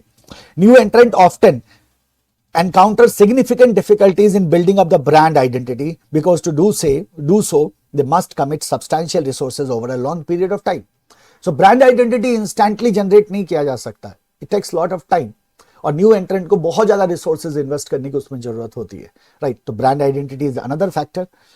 Access to distribution channel, right, the unavailability of distribution channel for a new entrant poses another significant entry barrier. हालांकि अब ये इंटरनेट के आने से बहुत कुछ बदल गया। अब क्या हो सकता है, यू कैन सेल एनीवेयर। पहले फिजिकल डिस्ट्रीब्यूशन चैनल का एक्सेस चाहिए होता था गुड्स को हर एक जगह पहुंचाने के लिए, ताकि कस्टमर उसको बाय कर सके। बट इंटरनेट की मदद से क्या हुआ कि anybody can buy from anywhere, और आप क्या करते हो, उसको कोरियर कर देते हो। आप उसको there are different delivery partners are available, जिसके थ्रू आप क्या करते हैं, गुड्स को डिलीवर करा देते हैं। बट स्टिल जब हम डिस्ट्रीब्यूशन चैनल एक्सेस की बात करते हैं, अगर न्यू एंट्रेंट के पास डिस्ट्रीब्यूशन चैनल एक्सेस ना हो तो न्यू एंट्रेंट के लिए डिफिकल्टी क्रिएट होती है, और ये उनको डिस्करेज करता है। Possibility of aggressive retaliation, sometimes the mere threat of aggressive retaliation by incumbent can deter entry by the other firms into an existing industry. तो अगर ये फील होता है ना किसको, न्यू एंट्रेंट को, कि मुझे एग्रेसिव रिटेलिएशन मिल सकता है। और मैंने कहा था दो चीजों को याद रखना है एग्रेसिव रिटेलिएशन में, प्राइस फॉल करते हैं लोग और एग्रेसिव हो जाते हैं किसमें, एडवर्टीजमेंट में। एग्जिस्टिंग प्लेयर क्या करता है, डिस्काउंट देना शुरू कर देता है और बहुत एग्रेसिव हो जाता है एडवर्टीजमेंट में। तो न्यू एंट्रेंट का तो पूरा प्लान ही फेल हो जाएगा, न्यू एंट्रेंट सर्वाइव ही नहीं कर पाएगा उस तरह के एनवायरमेंट में, राइट। ये आपके साथ क्या हो गए, एंट्री बैरियर्स। याद रखना इंडिविजुअल कॉन्सेप्ट है, बहुत मजेदार कॉन्सेप्ट है और डायरेक्ट क्वेश्चन आ सकता है। Capital requirement, economies of scale, product differentiation, switching cost, brand identity, access to distribution channel and aggressive retaliation by existing firms. So this was your threat of new entrant. चलते number 2, bargaining power of buyers. क्या buyer bargain करते हैं? बिल्कुल करते हैं। और हमने क्या कहा था, हमने कहा था बिग बायर एक केस हो सकता है सर, प्रोडक्ट अनडिफरेंशिएटेड हो सकता है तो फिर बायर बार्गेन करेगा। B2B के केस में तो बायर कार्टेल ही फॉर्म कर सकता है प्राइस और क्वालिटी को इन्फ्लुएंस करने के लिए। बायर का बार्गेनिंग पावर जितना ज्यादा होगा, इंटेंसिटी और राइवलरी उतनी ज्यादा होगी, प्रॉफिटेबिलिटी उतनी ही कम हो जाएगी। सो आप क्या कहते हो, this force will become heavier depending on the possibilities of the buyer forming a group of cartels. So इसको ध्यान में रखना है, बायर्स फॉर्मिंग ग्रुप और कार्टल्स। अगर बायर ग्रुप फॉर्म कर लेता है या कार्टल फॉर्म कर लेता है तो फिर ये बहुत ही हेवी फोर्स हो जाता है। और ये बायर ग्रुप या कार्टल पता है कब फॉर्म करता है, इसको भी ध्यान में रखना। It can not happen in B2C, business to consumer में नहीं हो सकता। ये क्यों नहीं हो सकता बिजनेस टू कंज्यूमर में? मान लो टूथपेस्ट बनाती है कोई कंपनी, तो क्या अब मान लो पूरे इंडिया के लोग एक साथ बैठ के ये कार्टल कर सकते हैं कि टूथपेस्ट का हम 10 रुपए ही देंगे? प्रैक्टिकली नहीं है वो, क्योंकि बायर की संख्या बहुत ज्यादा है, वो ग्रुप फॉर्म नहीं कर सकते। लेकिन जैसे ही हम B2B में जाते हैं ना, ये सिनेरियो चेंज हो जाता है। यहां जो सेलर है वो भी बिजनेस है, जो बायर है वो भी बिजनेस है, और दोनों की संख्या लिमिटेड है। तो ऐसे सिचुएशन में जो बायर बिजनेस है ना, they can sit together and form a cartel, a group, and pressurise the seller कि तुम्हें इसी प्राइस पे हमें बेचना होगा, हम नहीं खरीदेंगे तो तुम बेचोगे कहां। तो आप क्या कह सकते हो, ये हैवी हो जाता है फोर्स जब बायर क्या कर ले, ग्रुप बना ले, कार्टेल बना ले। Mostly this is a phenomenon seen in industrial products. जैसा मैंने आपको कहा, कंज्यूमर प्रोडक्ट्स में ये आपको देखने को नहीं मिलेगा। Quite often users of industrial product come together formally और informally and exert pressure on the producer. Industrial product में आपको देखने को मिलेगा, B2B में ये आपको देखने को मिलेगा, जहां ये जो बायर बिजनेसेस हैं वो एक साथ बैठते हैं और सेलर बिजनेस को प्रेशराइज करते हैं for certain price and quality. The bargaining power of buyer influences not only the prices that the producer can charge, but also influences in many cases cost and investment of the producer, because powerful buyer usually bargain for better service, which involve cost, investment on the part of the producer. So इस बात को भी ध्यान में रखना है कि आपने पहले भी समझा था इस बात को, बस शब्द अलग थे, कि बार्गेनिंग पावर ऑफ बायर सिर्फ प्राइस को इन्फ्लुएंस नहीं करता। बायर सिर्फ प्राइस के लिए बार्गेन नहीं करता, बायर क्वालिटी के लिए भी बार्गेन करता है। और अगर बायर क्वालिटी के लिए बार्गेन करता है, बेटर सर्विस के लिए बार्गेन करता है, उस कंडीशन में प्रोड्यूसर को अपने इंफ्रास्ट्रक्चर में, अपने सिस्टम में ज्यादा इन्वेस्टमेंट करना होगा, प्रोड्यूसर का कॉस्ट बढ़ेगा। तो बार्गेनिंग पावर ऑफ बायर का असर सिर्फ प्राइस पे नहीं होता, बल्कि कॉस्ट पे भी होता है, क्योंकि वो सिर्फ प्राइस के लिए नेगोशिएट नहीं करते, वो क्वालिटी के लिए भी नेगोशिएट करते हैं, वो बेटर सर्विस के लिए भी नेगोशिएट करते हैं। और बेटर सर्विस के लिए आपको क्या करना होता है, which involve cost and investment on the part of the producer. Producer को कॉस्ट बेयर करना होगा, प्रोड्यूसर को इन्वेस्टमेंट करना होगा। ठीक है, ध्यान में रखना है इसको। Buyers of an industry product or services can sometimes exert considerable pressure on the existing firm to secure lower prices or better service. यही है, क्रक्स है ये इसका। ठीक है, this is your bargaining power of buyer. अब question ना इस तरह से इसी लैंग्वेज में पूछा जा चुका है एग्जाम में, सेम लैंग्वेज में। This leverage is particularly evident when, ऐसे क्वेश्चन आया था, bargaining power of buyer is particular, the leverage of bargaining power for buyer is particularly evident in certain conditions, right, explain, कुछ इस तरह से वो आपसे पूछेंगे सवाल, है ना, ये पूछा जा चुका है। तो कब लीवरेज है इसका, तो buyer have full knowledge of the sources of product and their substitute. जरा सोचो आप, इजंट इट, जब बायर के पास क्या हो, सोर्सेज ऑफ प्रोडक्ट और सब्स्टिट्यूट का फुल नॉलेज हो, बायर को पता है कि इस प्रोडक्ट का सब्स्टिट्यूट अवेलेबल है, तो बायर बार्गेन करेगा ना। क्यों बार्गेन करेगा, क्योंकि बायर के पास अब ऑप्शन है, बायर को पता है कि सब्स्टिट्यूट प्रोडक्ट अवेलेबल है। याद रखना, जब फुल नॉलेज होता है तो उस कंडीशन में बायर की बार्गेनिंग पावर बढ़ती है। They spend a lot of money on the industry product और they are the big buyers. फिर हमने क्या कहा था, बायर्स क्या हो सकते हैं, बिग बायर्स हो सकते हैं। If buyers are the big buyers तो they will bargain. The industry product is not perceived as a critical to the buyers need and buyer more concentrated than the firms. अगर buyer firm से ज्यादा concentrated हो, concentrated का मतलब हो गया कम होना, अगर बायर्स फर्म से ज्यादा कंसंट्रेटेड हो, अगर बायर के लिए वो प्रोडक्ट इतना क्रिटिकल ना हो, अगर बायर के लिए प्रोडक्ट बहुत ज्यादा क्रिटिकल ना हो, नॉट परसीव्ड एज क्रिटिकल, या बायर कंसंट्रेटेड हो, तो उस कंडीशन में बायर की बार्गेनिंग पावर बढ़ेगी। And when they can easily switch to the substitute product, जब स्विचिंग कॉस्ट क्या हो, लो। तो देखो अब ये कब लीवरेज हमें मिलता है, तो आप कहते हो सर ये लीवरेज मिलता है, पहला जब आपके पास नॉलेज हो सब्स्टिट्यूट प्रोडक्ट का, दूसरा जब आप बिग बायर्स हो, तीसरा जब प्रोडक्ट आपके लिए इतना क्रिटिकल ना हो तो आप ज्यादा बार्गेन करोगे, चौथा बायर की संख्या क्या हो, कम हो, कंसंट्रेटेड हो, और पांचवा जब स्विचिंग कॉस्ट क्या हो, लो हो। ये 5 पॉइंट है, आप कैसे लिखते हो फर्क नहीं पड़ता, ये 5 पॉइंट है जो आपको ध्यान में रखना है। पहला फुल नॉलेज होना, दूसरा बिग बायर्स होना, तीसरा प्रोडक्ट का क्रिटिकल ना होना, चौथा बायर ज्यादा कंसंट्रेटेड हो, और पांचवा जब स्विचिंग कॉस्ट क्या हो, लो। उस कंडीशन में बायर की बार्गेनिंग पावर हाई होगी, उसे लीवरेज आपको देखने को मिलेगा। आ जाओ third factor, bargaining power of supplier. क्या सप्लायर बार्गेन करता है, बिल्कुल करता है। और बार्गेनिंग पावर ऑफ सप्लायर में क्या क्या देखा था हमने कहा था नंबर ऑफ सप्लायर, हमने देखा था स्कार्स रिसोर्स, है ना, रिसोर्स की, जब हमने देखा था अवेलेबिलिटी ऑफ सब्स्टिट्यूट, क्या सब्स्टिट्यूट अवेलेबल है या नहीं है ना, ऐसे सारे फैक्टर्स को हमने देखा था जिससे हम बार्गेनिंग पावर ऑफ सप्लायर को डिटरमिन कर रहे थे। Suppliers to exercise considerable bargaining power over companies. General statement है, सेकंड देखना, the more specialised the offering from the supplier greater is his clout. Now what does it mean, जरा सोचो, more specialised offering from the supplier, इसका मतलब supplier का जो resource है वो डिफरेंशिएटेड है। अगर सप्लायर का रिसोर्स डिफरेंशिएटेड है तो उस कंडीशन में सप्लायर ज्यादा बार्गेन करेगा ना, क्योंकि उसको पता है कि ऐसा रिसोर्स किसी और के पास नहीं है। सो मोर स्पेशलाइज्ड इज द ऑफरिंग, इसका मतलब क्या हुआ, सप्लायर का जो ऑफरिंग है, मतलब जो रिसोर्सेज वो सप्लाई कर रहा है वो क्या है, वो डिफरेंशिएटेड है, ग्रेटर हिज क्लाउड, उस कंडीशन में उसका पावर क्या होगा, ज्यादा होगा।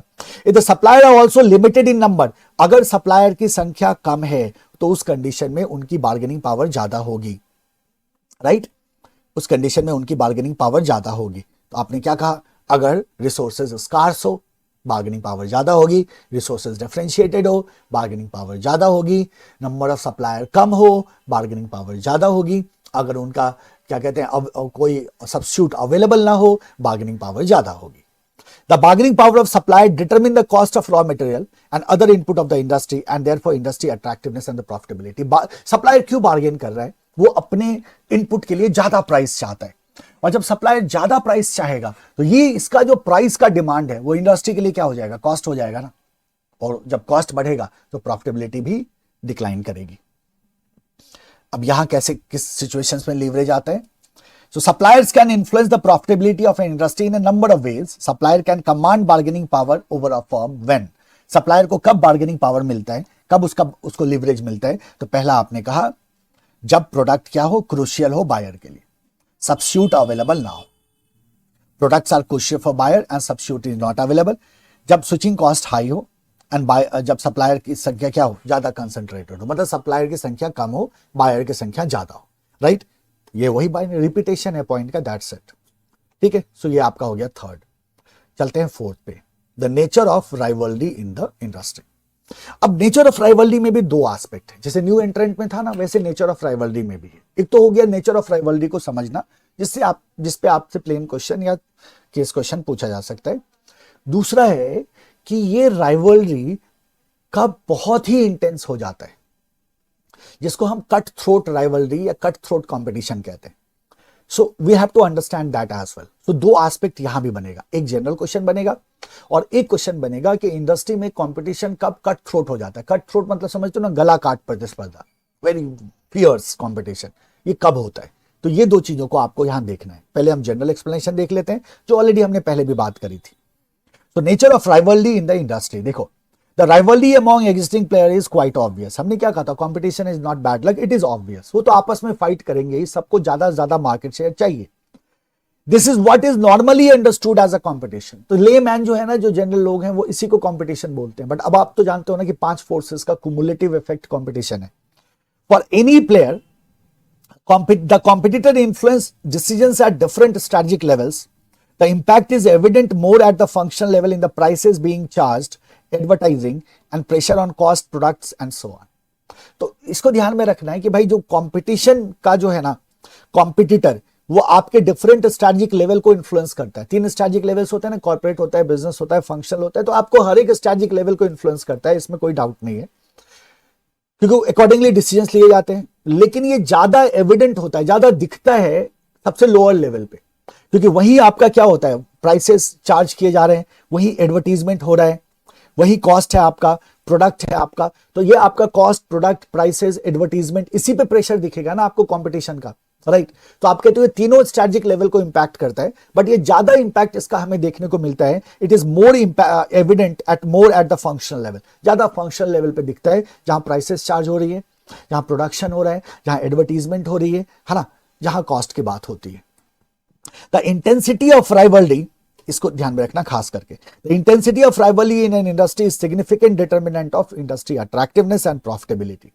हम जानते हैं राइवलरी जितनी ज्यादा होगी, है ना, प्रॉफिटेबिलिटी उतनी कम होगी, right. The intensity of rivalry can influence the cost of supply, distribution, of attracting customers, thus directly affect the profitability. Intensity जितना ज्यादा होगी, कॉस्ट ऑफ सप्लायर क्या होगा, बढ़ेगा, डिस्ट्रीब्यूशन का कॉस्ट क्या होगा, बढ़ेगा, cost of attracting new customers क्या होगा, बढ़ेगा। आपको बहुत ज्यादा एडवर्टीजमेंट करनी पड़ेगी, बहुत ज्यादा मार्केटिंग करना पड़ेगा, आपका प्राइस कट करना पड़ेगा, आपको डिस्काउंट देना पड़ेगा, आपको अल्टीमेटली इंडस्ट्री का प्रॉफिट क्या होगा, डिक्लाइन होगा। So this is your nature of rivalry in an industry. Important है यहाँ कट थ्रोट, है ना। So this is our independent question. Rivalry among competitors tends to be cut throat. Rivalry cut throat कब होता है? And industry profitability low under various conditions explained as below. तो वो क्या कंडीशंस हैं जहां इंडस्ट्री की प्रॉफिटेबिलिटी लो हो जाती है और कंपटीशन कट थ्रोट हो जाता है? तो कंपटीशन अगर ज्यादा है तो प्रॉफिटेबिलिटी लो होगी। ये हमें बार बार बोलने की जरूरत भी नहीं, हम जानते हैं, we know that, right? So ये कब होता है? तो देयर आर सर्टेन कंडीशंस, जिन कंडीशंस में आपको दिखेगा कि कंपटीशन बहुत इंटेंस हो गया, प्रॉफिटेबिलिटी गिरनी शुरू हो गई इंडस्ट्री की। सबसे पहला है इंडस्ट्री लीडर। देखो होता क्या है, पता है आपको प्रॉफिट पे अफेक्ट कहां से होता है, मेजर अफेक्ट कहां से होता है? तो दो चीजों को पकड़ के रखो, एक रखो प्राइस को, एक रखो एडवर्टीजमेंट को। तो जब वार होता है, जब फाइट होता है डिफरेंट कॉम्पिटिटर्स के बीच में, तो वो दो तरीके से लड़ सकते हैं। एक तो वो प्राइस के आधार पे लड़ सकते हैं और एक वो एडवर्टीजमेंट के आधार पे लड़ सकते हैं। जब कंपनीज एडवर्टीजमेंट के आधार पे लड़ती है ना, तो उस कंडीशन में इंडस्ट्री का साइज बढ़ता है।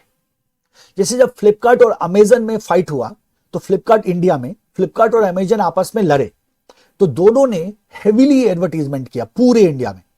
तो उनके एडवर्टीजमेंट का असर क्या हुआ कि बहुत सारे लोगों ने जाना कि ऑनलाइन मार्केट क्या होता है, और जो पहले एक्सक्लूसिवली ऑफलाइन मार्केट से परचेज करते थे, उन्होंने ऑनलाइन मार्केट को एक्सप्लोर करना शुरू कर दिया। तो जब वो इंटरनेट पे जा रहे हैं और उन्हें शू चाहिए, उन्होंने शू सर्च किया, बाय शूज, तो उनको सिर्फ फ्लिपकार्ट और अमेजन नहीं है वहां, अब जो बाकी के मार्केट प्लेसेस हैं, जो छोटे छोटे कंपनीज भी जो मार्केट प्लेसेस चला रही हैं, या जो बड़ी कंपनीज भी चला रही हैं, ये सारे ऑप्शंस कस्टमर को दिखता है। सो दो बातें होती है, अगर एडवर्टीजमेंट के आधार पे लड़ाई होती है कॉम्पिटिटर्स के बीच में, तो मार्केट साइज बढ़ता है, नए कस्टमर्स आते हैं मार्केट में, क्योंकि उस फाइट की वजह से ज्यादा लोग उस इंडस्ट्री को समझ पाते हैं, जान पाते हैं। तो जब नए कस्टमर्स आते हैं ना, तो इसका फायदा सबको होता है, सबको होता है। अब वो जरूरी नहीं है कि जो आदमी बाई शूज सर्च किया है वो फ्लिपकार्ट या अमेजन से ही ले, that is not essential at all. पता चल रहा है वो मिंत्रा से ले रहा है, तो अब उसे एडवर्टीजमेंट किसी ने किया, फायदा किसी को हुआ। तो होता क्या है कि पूरे मार्केट का साइज बढ़ जाता है, राइट? सो एडवर्टीजमेंट पे जो वार होता है ना, तो ये कहीं ना कहीं फायदेमंद होता है छोटे कंपनीज के लिए भी, छोटे कंपनीज को भी इससे फायदा मिलता है। दूसरा तरीका है लड़ने का, प्राइस। प्राइस वॉर बड़ा डेंजरस होता है। प्राइस वॉर में क्या होता है कि प्राइस डाउन करना शुरू करती है कंपनीज, प्राइस कट करती है। अब जब कंपनीज ने अपने प्राइसेस को कम करना शुरू किया, तो जरा सोचो छोटे फर्म्स का क्या होगा। छोटे फर्म्स तो ऑलरेडी लो मार्जिन पे काम करते हैं, अगर बड़े प्लेयर्स ने अपने प्राइस को कट किया तो छोटे प्लेयर पे बहुत ज्यादा प्रेशर आता है, और छोटे प्लेयर उस प्रेशर को समटाइम्स सस्टेन भी नहीं कर पाते, एग्जिट करना पड़ जाता है उनको इंडस्ट्री से। तो प्राइस वॉर इज डेंजरस, और जब एक कंपनी ने प्राइस कम किया, प्राइस वॉर को इनिशिएट किया, तो बाकी कंपनीज को भी अपना प्राइस कट करना पड़ेगा, सबको डिस्काउंट देना पड़ेगा, और जैसे जैसे सब डिस्काउंट देते हैं तो पूरी इंडस्ट्री का प्रॉफिट आपको डाउनवर्ड जाता हुआ दिखाई देगा। सो तो पहला जो है फैक्टर वो इंडस्ट्री लीडर का है। अब आपको जनरल अंडरस्टैंडिंग आ गई, अब इंडस्ट्री लीडर के बारे में समझो। जब कोई फर्म, जब कोई छोटी फर्म प्राइस वॉर इनिशिएट करने का सोचती है, और मान लो that industry is being dominated by a player, जो, अच्छा ये तभी हो सकता है जब नंबर ऑफ प्लेयर कम हो, याद रखना है, लीडर तभी सक्सेसफुल होगा जब नंबर ऑफ प्लेयर कम हो। बहुत बड़ी इंडस्ट्री है ना, तो लीडर इनफेक्टिव होता है, जो हम करने जा रहे हैं उसमें। तो अगर छोटा फर्म है कोई जो प्राइस वॉर इनिशिएट करना चाह रहा है, तो जो लीडर होता है ना इंडस्ट्री का, वो उसको डिसिप्लिन कर सकता है, क्योंकि लीडर का थ्रेट होता है छोटे फर्म को। छोटा फर्म सोचता है अगर मैं 5% का डिस्काउंट दिया और लीडर ने अगर 10% का डिस्काउंट दे दिया तो क्या होगा, फिर तो मेरा तो पूरा मार्केट ही खत्म हो जाएगा। तो उस कंडीशन में क्या होता है, छोटे फर्म में फियर होता है और वो प्राइस वॉर इनिशिएट नहीं करते हैं। और अगर वो प्राइस वॉर इनिशिएट नहीं करेंगे तो कट थ्रोट कंपटीशन क्रिएट नहीं होगा और पूरी इंडस्ट्री का प्रॉफिट डिक्लाइन नहीं करेगा। तो सबसे पहले आप क्या कह रहे हो, इंडस्ट्री लीडर। अगर किसी इंडस्ट्री में कोई क्लियर कट लीडर है, तो उस कंडीशन में हमें दिखता है कि वो डिसिप्लिन कर सकता है प्राइस वॉर इनिशिएटर को, तो प्राइस वॉर आपको जनरली देखने को नहीं मिलेगा, तो कट थ्रोट कंपटीशन नहीं होगा। इंडस्ट्री लीडर नहीं है तो कट थ्रोट कंपटीशन होगा।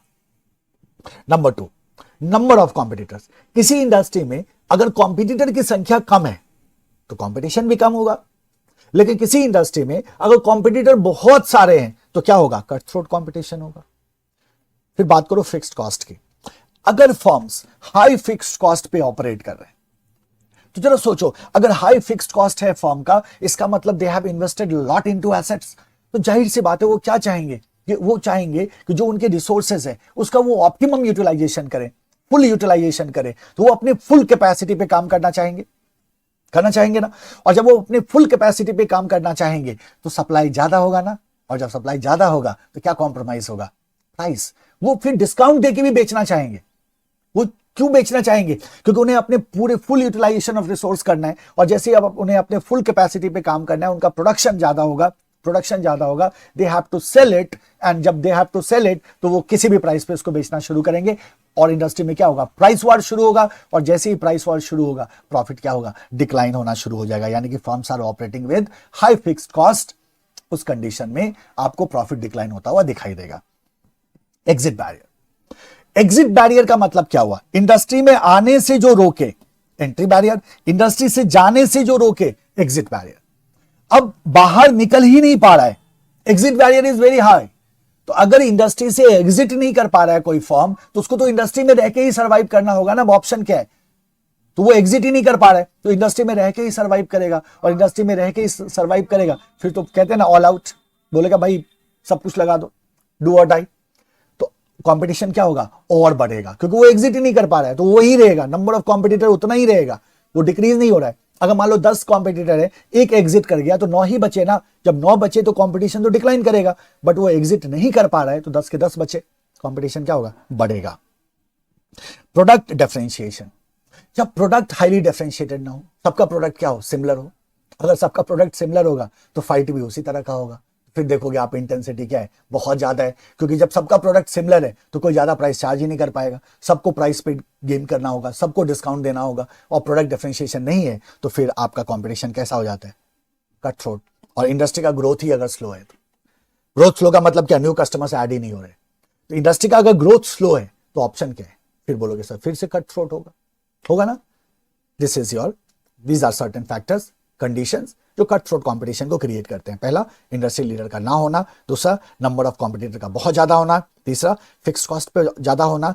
चौथा, एग्जिट बैरियर का ज्यादा होना, स्ट्रांग होना। प्रोडक्ट डिफरेंशिएशन अगर नहीं हुआ तो, एंड स्लो ग्रोथ है अगर इंडस्ट्री का। ये ऐसे कंडीशन है जिन कंडीशन में कंपटीशन कैसा हो जाता है? कट थ्रोट हो जाता है, एकदम युद्ध भूमि कुरुक्षेत्र हो जाता है। इंडस्ट्री सब मार काट मच रहा है। सब मार काट कहां से मचता है? प्राइस से, एडवर्टीजमेंट से मचे तो फिर तो फायदा है, बट मामला कहां अटकता है? प्राइस पे अटकता है, डिस्काउंट शुरू होता है, सबका कॉस्ट बढ़ता है, सबका प्रॉफिट डिक्लाइन होना शुरू हो जाता है, राइट। अब एक एक करके देख लो। पहला क्या था? Industry leader. A strong industry leader can discourage price war by disciplining initiator of such activity. तो अगर ऐसा क्यों होता है ना? क्योंकि उनके पास, मैंने क्या बोला था, उनके पास बहुत ज्यादा रिसोर्स है ना इंडस्ट्री लीडर के पास। तो अगर प्राइस इनिशिएटर 5% का डिस्काउंट देता है तो वो 10% का डिस्काउंट दे देगा, फिर उनका क्या होगा? तो आप क्या कहते हो? अगर स्ट्रॉन्ग लीडर है, इंडस्ट्री लीडर है, तो वो प्राइस वॉर को डिस्करेज करता है by disciplining the initiator of such activity. Number 2, number of competitor.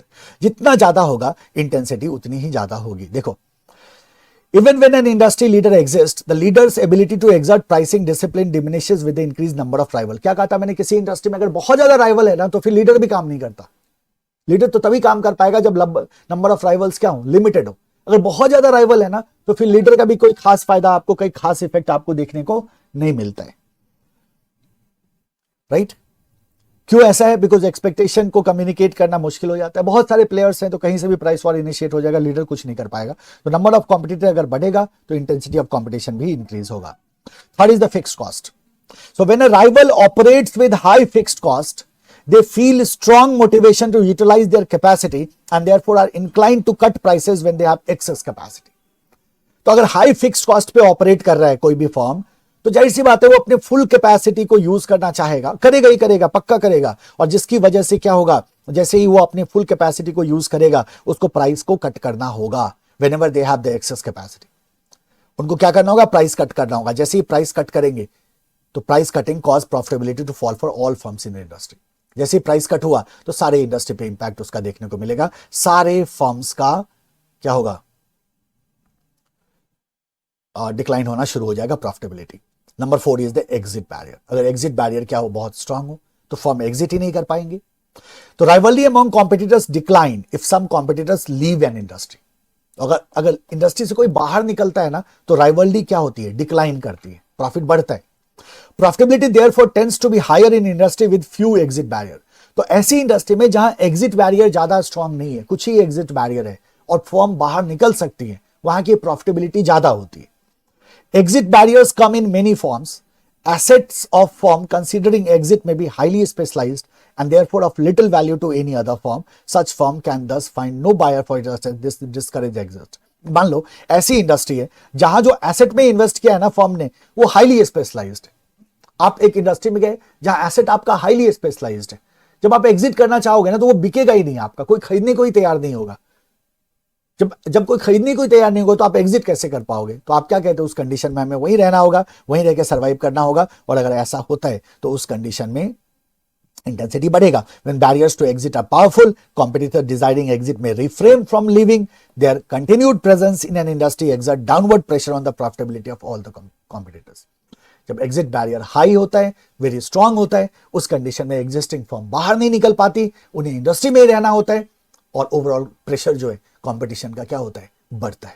So that is your exit barrier. Number 5 is the product differentiation.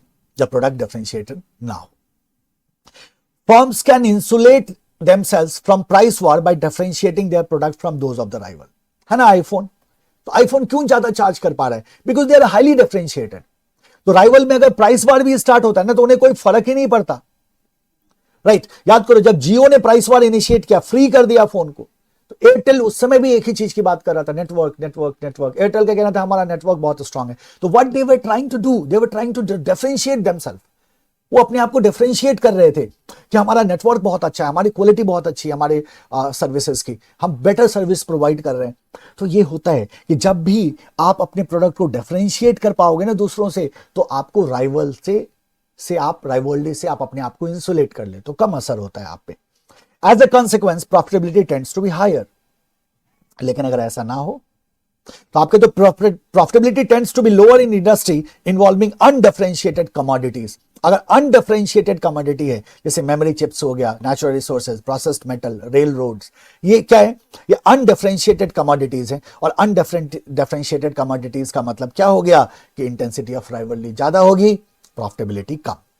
And the next one is the slow growth. अगर industry का growth rate क्या हो, slow, नए customer add ही नहीं हो रहे, growth slow है, तो स्लो ग्रोथ में सब एक दूसरे को मार्केट करना शुरू करेंगे, सब सबका मार्केट शेयर कैप्चर करने की कोशिश करेंगे, इंटेंसिटी ऑफ राइवलरी बढ़ जाएगी। Industry whose growth rate is slowing down tend to face more intense rivalry. याद करो ये ऐसा था ना हमारा कर्व, ये कौन सा लेवल था, मैच्योरिटी। मैच्योरिटी में हमने क्या कहा था, सर पीक पे आ गया, अब यहां से सेल नहीं बढ़ेगा। जैसे ही मैच्योर, पीएलसी याद है ना आपको, प्रोडक्ट लाइफ साइकिल, ऐसा ही इंडस्ट्री लाइफ साइकिल भी होता है। तो जैसे ही इंडस्ट्री अपने मैच्योरिटी में पहुंचती है ना, इसका ग्रोथ क्या हो जाता है, स्लो हो जाता है। और स्लो ग्रोथ में प्रॉब्लम क्या है कि अब सेल तो बढ़ेगा नहीं, तो वो सब आपस में एक दूसरे के मार्केट शेयर को कैप्चर करने की कोशिश करते हैं और अपने मार्केट शेयर को बचाने की कोशिश करते हैं, जिसकी वजह से कंपटीशन बहुत ही इंटेंस हो जाता है। तो स्लो ग्रोथ का मतलब क्या हुआ कि industry is in maturity stage. So an industry growth slows, rivals most often fight harder to grow or even to keep their existing market share। तो उनके लिए ग्रो करना बड़ा मुश्किल हो जाता है और कभी कभी तो एग्जिस्टिंग मार्केट शेयर को मेंटेन करना बड़ा मुश्किल हो जाता है। तो they will fight very harder, as a result intensity will increase and profitability will go down. ये आपके क्या हो गए, 6 कंडीशंस हो गए जिन कंडीशंस में कंपटीशन कट थ्रोट हो जाता है। फिर से बोलता हूं, एक हो गया लीडर, एक हो गया number of competitors, fixed cost, exit barrier, product differentiation and slow growth. This is your number 4 and number 5 is your threat of substitute. तो हमने राइवलरी देख लिया, हमने न्यू एंट्रेंट देख लिया, बार्गेनिंग पावर ऑफ बायर देखा, बार्गेनिंग पावर ऑफ सप्लायर देखा, rivalry among firms देख लिया। The 5th factor is threat of substitute product. क्या सब्स्टिट्यूट प्रोडक्ट से भी प्रेशर आता है? बिल्कुल आता है सर। क्या होता है सब्स्टिट्यूट प्रोडक्ट? वो प्रोडक्ट जो सेम नीड को एड्रेस करे as the main product, as the industry product, but वो कहां से हो, डिफरेंट सेक्टर से हो। सेम सेक्टर के प्रोडक्ट को हम सब्स्टिट्यूट नहीं कहते। Substitute products are latent source of competition in industry. Latent का मतलब क्या होता है, छुपा हुआ, हिडन। तो एक लेटेंट सोर्स ऑफ कंपटीशन है, लेकिन आप इसको इग्नोर नहीं कर सकते। आप कहते हो सब्स्टिट्यूट प्रोडक्ट से क्या मतलब है, बिस्लेरी एंड एक्वाफिना की बात करें तो पानी के ब्रांड की बात करो ना, नहीं। आपने देखा ना, जूस ने उसको रिप्लेस कर दिया, तो ये छुपा हुआ है ना, ये गुरिल्ला है, एकदम छुप के वार करता है, बट इंपॉर्टेंट सोर्स है ना। It is latent but important source.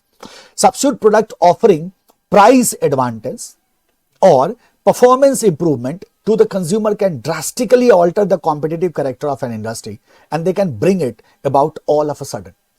आपको याद है जैसे हम कहते हैं क्या कि टॉर्च हुआ करता था पहले जमाने में, है ना, उसमें बैटरी डाल के लोग टॉर्च यूज करते थे, गायब ही हो गया। क्यों गायब हो गया? रातों रात गायब हो गया। और उसको गायब किसने किया? बड़ा अजीब सा है, किसने गायब किया टॉर्च को, बताओ मुझे। तो आप क्या बोलोगे? सर मोबाइल फोन्स ने, है ना। क्या हो गया? लोगों के फोन में ही टॉर्च आ गया, तो लोगों को अलग से टॉर्च रखने की जरूरत ही नहीं है। आप उसको कन्वीनियंस बोल दो, आप उसको कॉस्ट बोल दो, है ना, परफॉर्मेंस बोल दो, इनफैक्ट खराब भी नहीं होता, रिप्लेस भी करने की जरूरत नहीं है। जब तक फोन है तब तक आपके पास फोन चार्ज होना चाहिए बस, है ना, फटाक से आपके पास टॉर्च होता है, आप टॉर्च को यूज कर लेते हो, राइट। सो ऐसा नहीं कि टॉर्च की जरूरत खत्म होगी, नहीं, टॉर्च की जरूरत आज भी है, बट वो नीड अब टॉर्च पूरा ना करके कौन कर दे रहा है? मोबाइल फोन कर दे रहा है। सो आइडिया क्या है कि substitute product price advantage create कर सकता है, परफॉर्मेंस इंप्रूवमेंट लेके आ सकता है, जो ड्रास्टिकली इंपैक्ट कर सकता है किसी भी इंडस्ट्री को, उसके कॉम्पिटिटिव कैरेक्टर को बदल सकता है ना। वो भी कैसे? हम कहते हैं all of a sudden, right. जैसे कहते हैं coir suffered at the hands of synthetic fibre, coir एकदम से गायब ही हो गया। पहले क्वायर यूज होता था, इसको किसने रिप्लेस कर दिया? सिंथेटिक फाइबर ने। Whenever substantial investment in R&D is taking place, threat from substitute products can be expected. Substitute to usually limit the prices and profit in industry. Substitute भी क्या करता है? प्राइस और प्रॉफिट को limit करता है। ध्यान में रखना है इस पॉइंट को। A final force that can influence industry profitability is the availability of substitute for an industry product. अगर इंडस्ट्री प्रोडक्ट के लिए सब्स्टिट्यूट अवेलेबल है तो ये एक क्या है? ये फोर्स है। मतलब ही उसका वही है, to predict profit pressure from this source, firm must search for product that perform the same or nearly the same functions as their existing product. तो आपको ढूंढना होगा कि क्या कोई ऐसा भी प्रोडक्ट है जो सेम या नियरली सेम फंक्शन कर दे रहा है हम मेरे प्रोडक्ट की तरह। क्या ऐसा कोई प्रोडक्ट मार्केट में है? और अगर वो है तो वो आपका क्या हो जाता है? वो आपका सब्स्टिट्यूट प्रोडक्ट हो जाता है। वो आपका क्या हो जाता है? सब्स्टिट्यूट प्रोडक्ट हो जाता है, right. This is your 5 forces model. Clear है?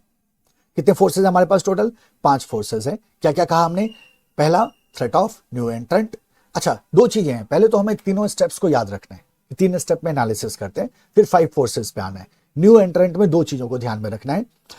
एक तो न्यू एंट्रेंट के क्या फोर्सेस हैं, क्या प्रेशर्स हैं, और दूसरा न्यू एंट्रेंट में हमें एंट्री बैरियर को दिमाग में रखना है। बार्गेनिंग पावर ऑफ बायर्स में प्रेशर्स को दिमाग में रखना है। बार्गेनिंग पावर ऑफ सप्लायर में प्रेशर्स को दिमाग में रखना है। राइवलरी अमंग फर्म में प्रेशर्स को भी दिमाग में रखना है। साथ ही साथ कट थ्रोट कंपटीशन कब होता है, उन कंडीशंस को भी दिमाग में रखना है, राइट। हो गया ना। और सब्स्टिट्यूट प्रोडक्ट में प्रेशर्स को दिमाग में रखना है। That's it. This is all about your 5 forces model.